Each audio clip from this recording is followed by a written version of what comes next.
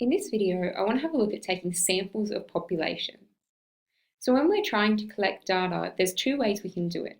We can either use a census, which is where we collect data about every single member in the population, or we can take a sample, where we only collect data about some members of a population. If we compare those two things, census and sample, you can see here the difference between the two.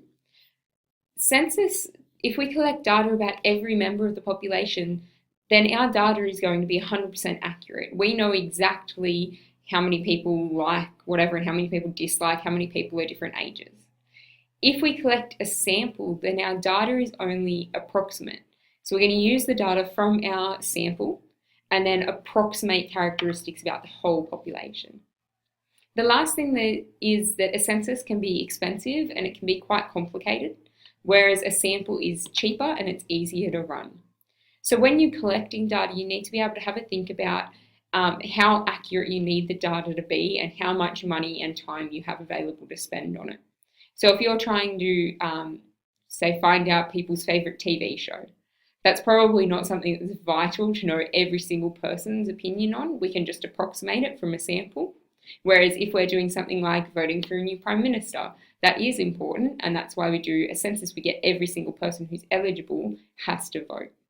So if we've decided that for our situation, taking a sample is more suitable, there's three different ways that we can do that. The first way is what's called random sampling. So that's where every member of that population has an equal chance of being chosen. So that might be something like if we're looking at a school and we're trying to vote on students' most popular food at the canteen.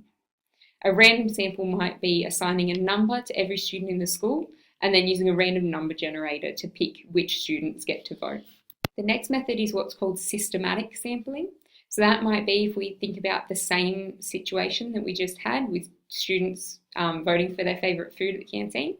If we, again, numbered every student, we might pick every 50th student or every 20th student or whatever it is, but we're choosing them at regular intervals.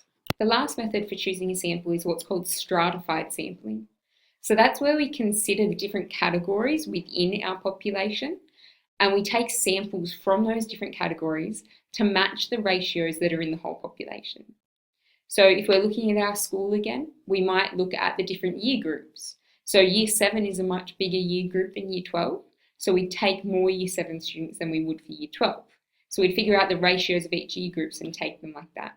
We might also look at boys and girls, figure out the ratio in the whole school, and then have that same ratio represented in our sample. The last thing that we need to consider when we're taking samples is bias. So a sample is biased if it's not representative of the whole population. So that can be for a number of different reasons. If we think back to our school and the canteen example again, if we're only asking, say, students who are at the canteen in the mornings, they're probably buying different things to students who would be at the canteen at lunchtime.